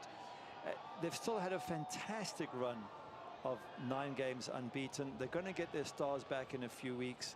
They're still a wonderful side. They're still in a very good position near the top of the table. So it's not the end of the world for Chris Petroselli and his team, but coming back with 2 goals in at a time against Courage in the last match, I think the warning signs were there then that they weren't dominating the match the way they want to. This one will only sort of concrete that thought for the coaching staff at Chicago Red Stars, that they need to be better in certain areas in the pitch, and I expect them to bounce back in style the next match. That one just sneaks past DiBernardo and forces Harris to pick it up. Yeah, you said it, but 5 goals in 2 games, that's not really the Red Stars that we're used to, and so I'm sure they would like to clean that up a little bit. Absolutely. And the next match is San Diego at home, which could be first versus second or thereabouts, depending on Portland's result tonight. So what a match for the Chicago Red Stars to bounce back in. I'm sure their fans will get behind them. And that's on the 30th, so everybody should be back from international duty by then. DiBernardo again, Lubert. An opportunity here for Chicago. Pokes it in the box, and Harris bobbles. Everyone flying down, but somehow Jacobs picks it up. That's a good save from Harris. She didn't get there first yet to actually block that ball, and might have taken a hit at the same time. And goalkeeper has been absolutely fantastic tonight for the dash. Here comes Garris on the wing, and a corner is on the way for the dash. So that's a big problem for Chicago. Every time they push forward, as soon as they lose possession, that ball goes wide to Garris on the left. Her pace, and of course Ebony Salmon through the middle, and all those white shirts are going to sprint back as best they can. In the heat of Houston, they're beginning to look a little bit gassed there. Just look at their body language. Chicago Red Stars, hands on hips. This is they're trying to find the extra energy to get back in this match, but it's going to be hard to find in this heat.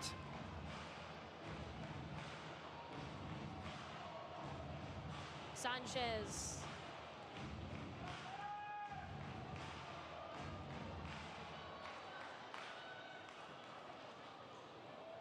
Bodies down for Chicago. That's Lubert. That one soars over the crossbar. Decent look there for Houston.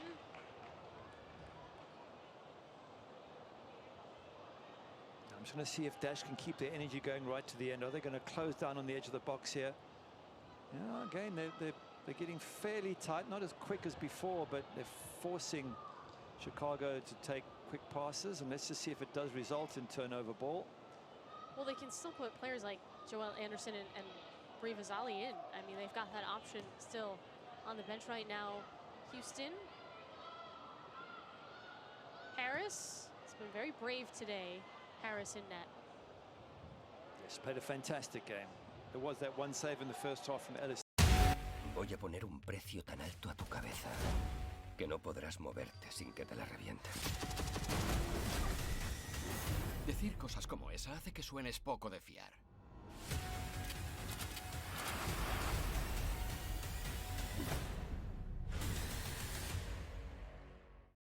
Stevens, that was a critical one. If that goes in, I think it would have been 1-1 if I'm not mistaken at that point, and possibly a totally different game, but goalkeeper came up huge in that moment. Nagasato a little animated here. Martinez, some frustrations for Chicago. And just to go back to Harris, she's got 3 saves today. She's come for a few crosses, she's dived at feet, just generally her all-round play has been top class. Sanchez fancy with it. Lubert rips it away. Bounce around now to Groom. Groom turns, tries to fire a pass, and again, no clear possession. Finally, Colaprico for Chicago moves it to the opposite side. Actually cuts it back to Nagasato in the middle. Here's Lubert, has a chance for Chicago. No goals yet. Sarah Lubert takes a shot, and it goes wide. Ooh, did Harris get a piece of that? I don't think the keeper got it there, but Lubert providing a bit of a threat since she's come on. I think she was trying to bend that with her right foot and bend it in, and somehow didn't quite get the connection she wanted. Have a look, she opens up her hips and she doesn't get the spin on it. The ball, if it does spin, spins very late. But at least Chicago are trying to have a go. They're finding space, which they haven't been able to do much of in this match. So perhaps at last, Houston Dash are getting a little bit tired from all the effort they put in early in the game. Lubert does have a goal this year. It was against Gotham a couple of games ago in what was a very decisive 3-0 victory for Chicago against Gotham FC. As now Houston has a chance to just take another shot, try to make something happen. Goes point blank to Boyd off of Garris. Like you said, maybe exhaustion setting in for Houston. They've certainly worked hard this entire match. Jacobs off for the dash. Sanchez.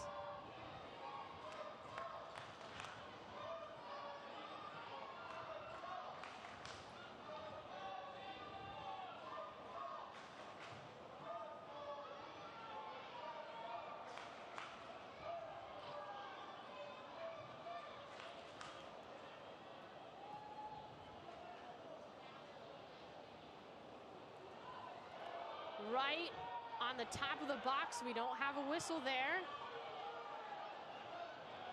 Again, I'm not sure there was enough to warrant a penalty. Penalties, if you have VAR, you can give penalties for small things, but without it, the referee has to see something very concrete to give a penalty. And not surprisingly, we're just saying how tired some of the Dash players look. Well, they're now making a couple of changes.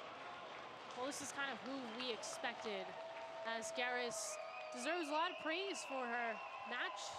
Exits for Houston, gets a standing ovation, as they'll put in Anderson.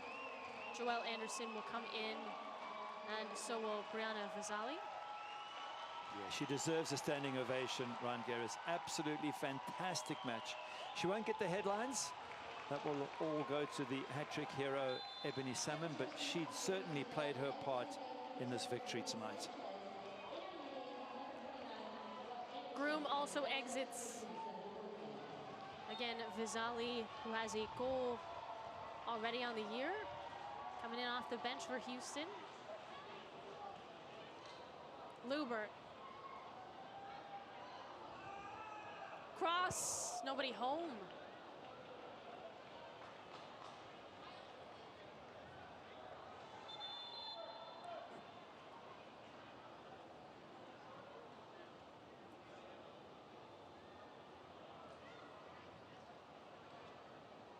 Again, Houston, Texas. The Dash are up 3-0 on Chicago as we see Hill exit. That's Rachel Hill will come off. Jill Aguilera will come in.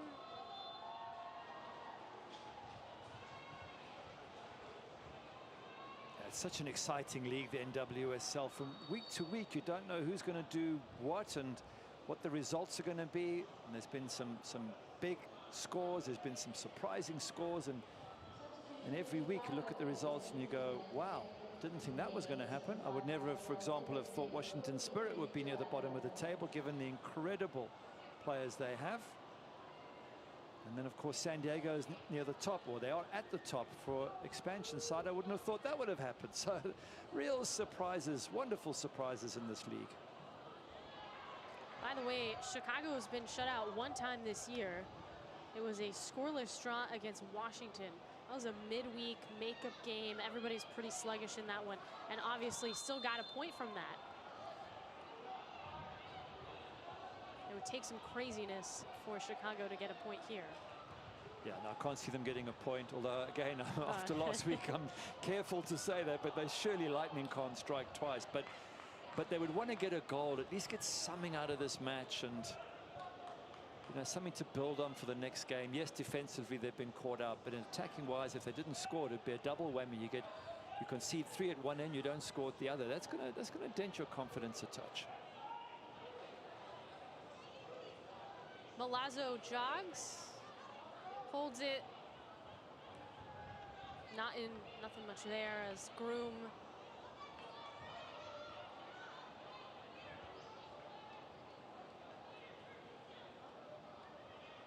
Colaprico.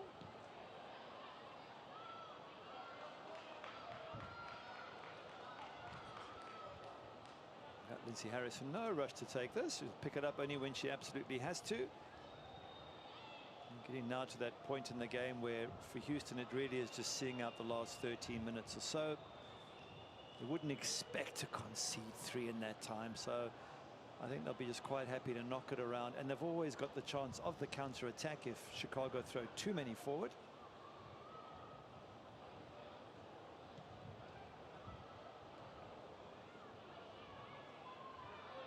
Kowalski down. Chicago, DiBernardo. Aguilera. Aguilera from deep. Too much on that one. Yeah, it's worth a strike. It has to be a very, very good strike to get that in the top corner. And yet still, even at 3-0 down, Chicago Red Stars, the expected goals is 1.75. So they should have 2 goals on the scoreboard already. For Houston Dash, their expected goals is just 1.1. So they've got 3. So they're scoring way more than expected, than the average is, so to speak. So it's a good scoring day for them. Chicago's the opposite. They should have scored 2 and they haven't. So it hasn't been a good goal-scoring day as yet. That could still change in the last 10 minutes. Salmon, hat trick today.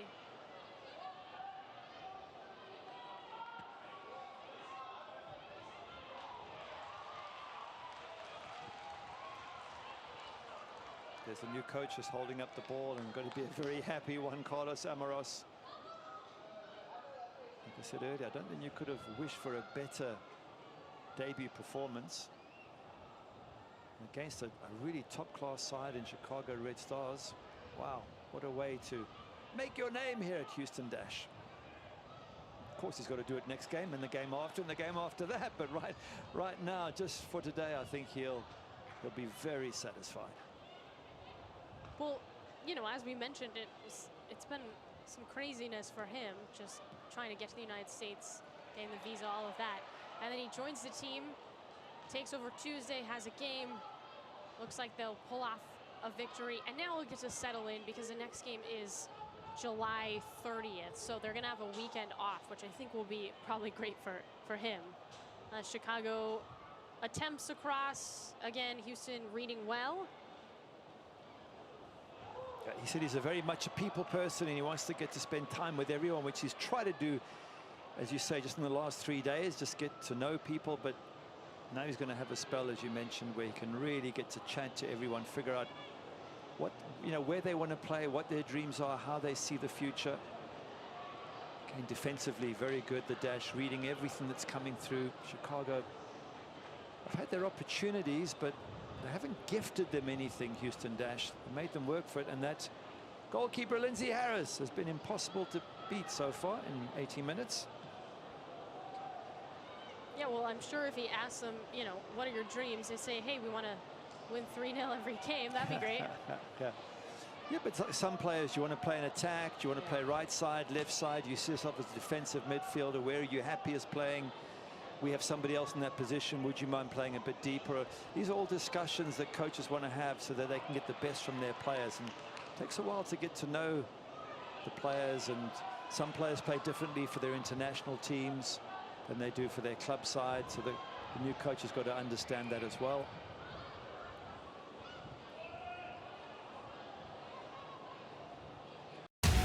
Voy a poner un precio tan alto a tu cabeza que no podrás moverte sin que te la reviente.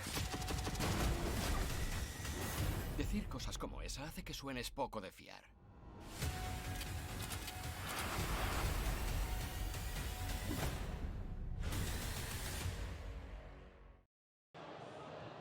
Again, the Dash walked into this match having lost 2 in a row, needing a victory to kind of stay above the fray in terms of that playoff line. It's ultra competitive here in the NWSL. I mean, even just a draw sometimes is not good enough to stay above that line. Houston knows that well. Had a challenge with Chicago, just 1 loss on the year, as we've got Jacobs, a little bit of a late whistle there. Definitely a stiff arm as Colaprico is slow to get up. I don't think it was purposeful, but got Colaprico in the face, did Jacobs. The referee just debating. I don't think she's given out a yellow card yet, has she, Samantha Martinez? That might have been the right time to do it. Let's have a, if we see it again, we can decide if it was meant, if the, not the hit was meant, but the arms were up too high. I don't really see that as a yellow card. I don't see that as too intentional, but you have to be careful these days. Even if you're just putting your hand out to shield someone away from the ball, if it hits someone in the face. But Samantha Martinez just not deeming it worthy of a yellow, and so far it's been a very well refereed match, clean match, no yellow cards. The referee's done really well. Well, Colaprico getting attended to. And she's gonna have to step off because the training staff came on. Again, the Red Stars would just like to at least finish one here. Not get shut out, make things difficult for Harris. Rain on the parade just a tad. Yeah, it just gives you something to build on for the next match. You know, if they leave here at 3-0, it's just a bad day all around at the office. But at 3-1, you could just point to just even having the guts to fight back. Not that they're not fighting back, Chicago, but to have some something to show for your fight back. At least you can point to it and say, well, we ended the match well. We always try in football, always try and find something positive to build on for the next match. But to be fair, again, they're sitting second in the league. There's no way you're going to win every game. And, you know, eventually they had to get a day where the opposition were better than them. And there's no question that Houston Dash have worked harder. They've pressurized. They've taken their chances. And once again, Ebony Salmon has been outrageously good, as was Ryan Garris.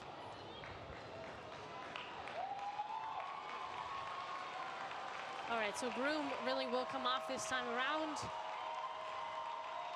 And Ebony Salmon will get a standing ovation, deservedly so. A hat trick, just the second hat trick in Houston Dash history. Ebony Salmon traded from Racing Louisville really weeks ago and exits a hero. She does. Deserves everything, all the applause. And the big question is, why can't she do this every week? That's how good she looked in this match. If she gets the right service, I'm sure she'd like to be scoring on a regular basis. So, Polina Gramalia just came in for Houston. One of the subs used. Gramalia just 19 years old. And then they've also used Kelly Farquharson. Those are the two subs for the Dash. The very end, again, just getting Groom and Salmon some love from the fans out here in Houston. Watch their team walk away with 3 points. So it seems. Yeah, I do like that touch when a coach brings off a player who's done really well and gives them a little. I mean, the fight is sure you could stay in for an extra 5 minutes, but it is good to come off and get the applause. It's an acknowledgement, and at 3-0 you could do that. At 1-0 maybe not, but at 3-0 why not just give them a little moment of glory? I think it's a lovely touch from the coach.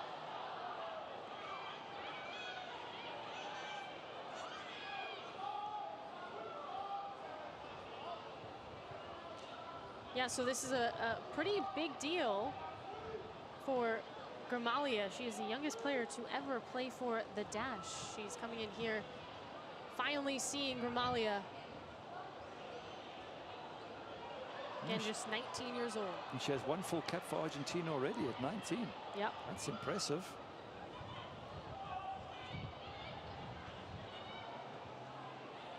Cook lets it rip.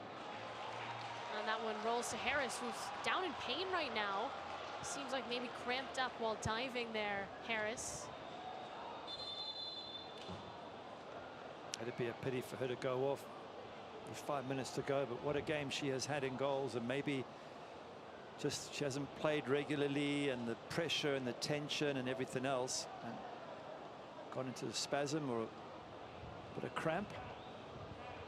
People say goalkeepers shouldn't get cramped because you're stood still, but you're always on the tip of your toes. You're always sort of having little 1-yard sprints in and out the box. So, and also the heat, of course, plays its part.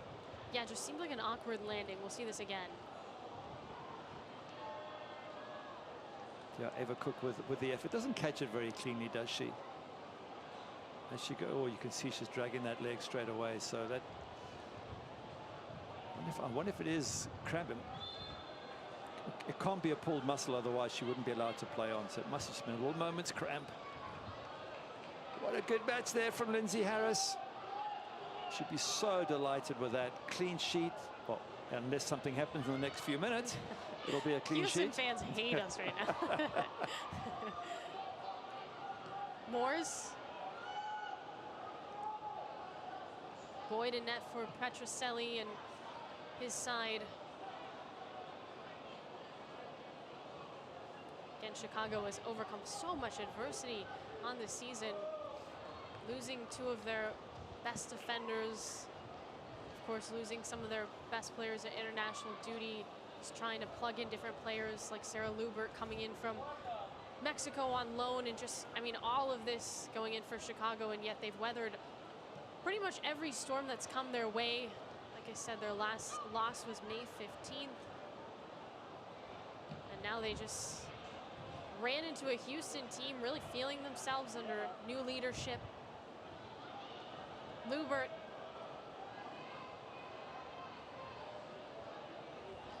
DiBernardo.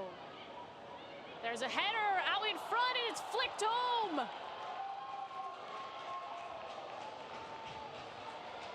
Chicago is on the board as Samantha Fisher ruins the shutout for Houston. So close for Lindsay Harris to keep that clean sheet, but credit Chicago Red Stars. And we said they would want to take something out of this match. Well, they've got a goal back, and in particular, Sam Fisher has got a goal. That'll do her confidence a world of good. There's one thing about the Chicago side. They do keep fighting. They do have the talent and the skill to hurt you. Just a tough one for Lindsay Harris after such a wonderful game to not keep the clean sheet. But again, can they score 2 minutes in added time? Chicago. I'm going to say no, they can't, but you think back to last week and they did it there. It's just the Lightning can't keep striking. So for me, they've left it all too late, but credit them for at least having something to build on for the next game. Well, that's the first NWSL goal for Samantha Fisher as well. Of course, a rookie out of Notre Dame. Cuts the lead to 2. Nagasato. Again for Chicago in the box. Fisher tries to go for it, and Harris again gets a little tripped up while going. Oh, looks like she was just waiting to pick it up. Thought maybe she was cramping again, just holding. Yeah, it's a little bit of time wasting. Not time wasting. I mean, she's entitled to do that. She was just not in a hurry, put it that way, to grab the ball, and she waited till the striker put her under a bit of pressure.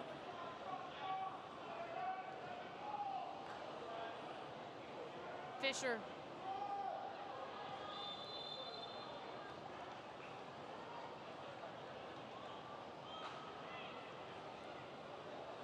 All right, it does sound like we're going to get quite a bit of stoppage time, though. 5 full minutes. So. Well, they scored 2 goals in 5 added minutes in the last match against Courage. And I think Houston Dash fans would be devastated if that happened again. Yeah, again, 5 minutes of stoppage time. It's a 2-goal lead for Houston. But having seen that happen, Houston Dash, they won't relax. They're going to be on their toes. Very well aware of how good Chicago can be. And they're going to keep working right up until the end to secure these points. You can see the coach there still barking out orders, Juan Carlos Amoros.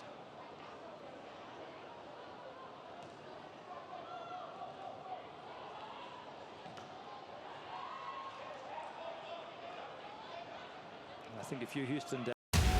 Voy a poner un precio tan alto a tu cabeza que no podrás moverte sin que te la reviente.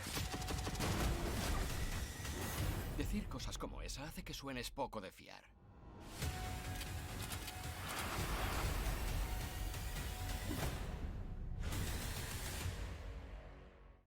Dash, just kick the ball down the pitch. You don't have to play pretty football now. You just don't want to let Chicago anywhere near your box. You want to have the Red Stars on the back foot, so just bang it down the pitch, something like that. Yeah, just get it up and away. Just lead the clock down. There you go. That's the style. Yeah, for some reason, Houston's had to deal with a lot of stoppage time. It might be the weather there and just, you know, teams cramping up, because their last home match, they had to deal with 10 minutes of stoppage time. So this is kind of nothing for them. Well, you've had Lindsay Harris down, you've had Ryan Garris down with cramp, just to mention a couple, so that all does add time to the clock. Milazzo wants some space. DiBernardo back to Milazzo. Little slip. Aguilera runs into her head coach, Chris Petroselli.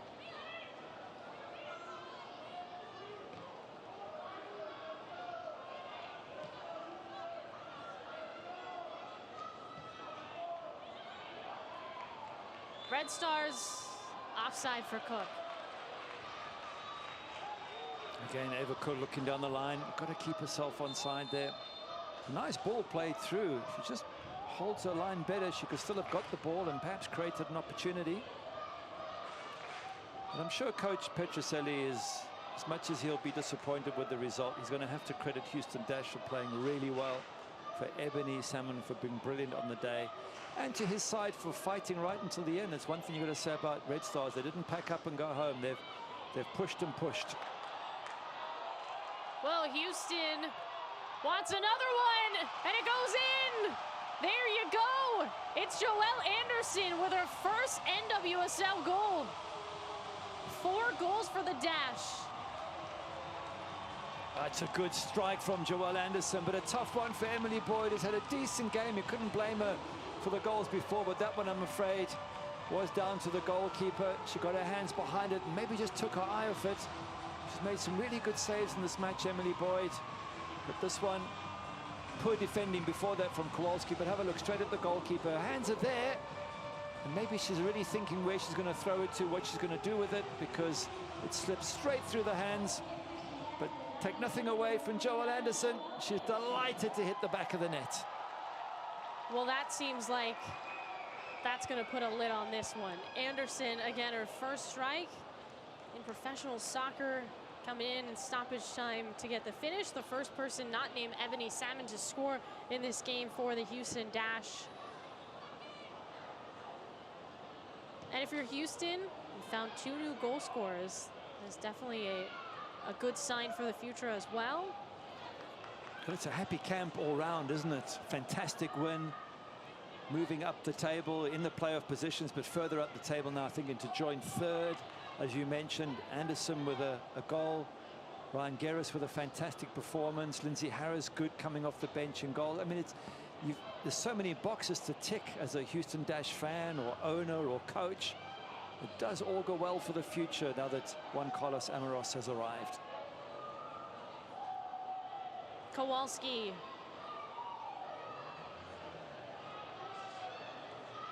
Chicago wants a second one cleared out by Houston. Definitely when Fisher got that goal, a little bit of jitters for Houston. They respond well with that Anderson strike. It's just what they needed. Aguilera takes a shot and Harris saves it. Body behind the ball again from Harris. She's saying, up you go. I'm not going to play any short balls. I was going to bang it down the pitch and let's try and keep the ball down in their half, which is the right thing to do. Nice little drop kick.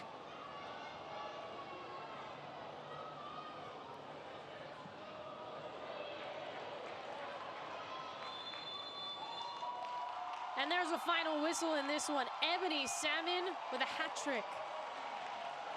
Anderson puts a cap on it, and Houston ends the 9-game unbeaten streak that the Chicago Red Stars had going into this one. Yeah, go and take a bow, the entire team, but especially Ebony Salmon. Maybe Ryan Garris as well there. Joelle Anderson with the goal, but the whole team. Lindsay Harris. The back three were really, really good today as well for Houston Dash, but the work rate up front early on, that set the team on the front foot, and now they're up into joint third position alongside Portland Thorns. Thorns, of course, playing this evening against Gotham, so we'll see how that goes. But even if Portland Thorns do get a point or 3, to be in 4th position for Houston Dash, fantastic. I think their best ever start in the NWSL. Absolutely. Start strong, finish strong. Houston beat Chicago 4-1. They snap a 2-game slide. We'll break it all down on the other side of the break.